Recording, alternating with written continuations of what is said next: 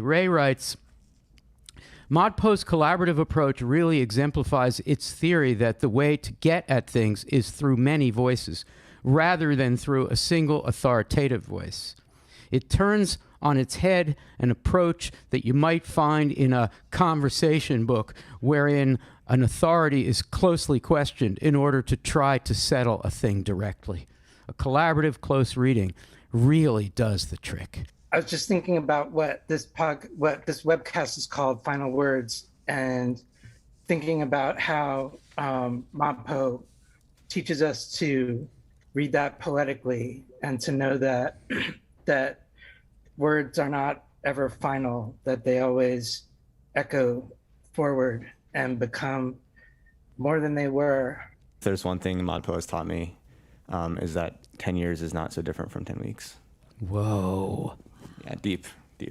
So I just love ModPo because it's an intellectual space that is where love and community is seriously encouraged. So to bring those two things together in this world is a beautiful thing.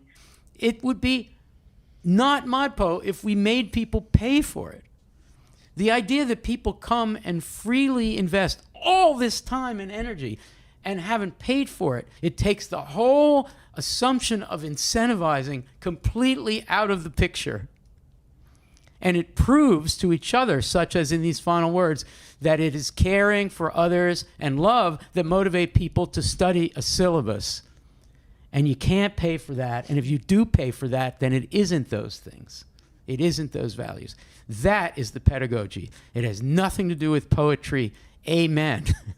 It has everything to do with poetry as a reason for convening.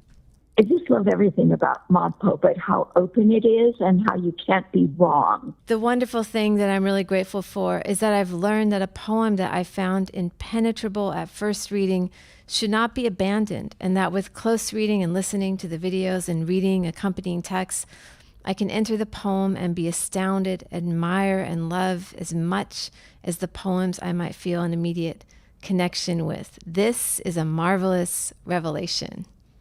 So I just love that observation that what might happen in the first encounter with the poem is not necessarily indicative of what's going to happen as we spend time. Just thinking about what a joy it is to teach in this kind of environment where we're kind of all teaching mentors to one another. And I feel very grateful to have so many great models for great teaching and great conversation convening. So people always say, how do you guys do it? It's amazing. How do you do it? And the answer is really, the simplest answer is, if you listen to what people have to say, you will inevitably find something really smart and interesting and new. If you have a hunger for that newness, then the incentive escalates and you want to listen better and more. So the first time you do it out of politeness, and the nth time you do it because it's going to save your life to hear something new.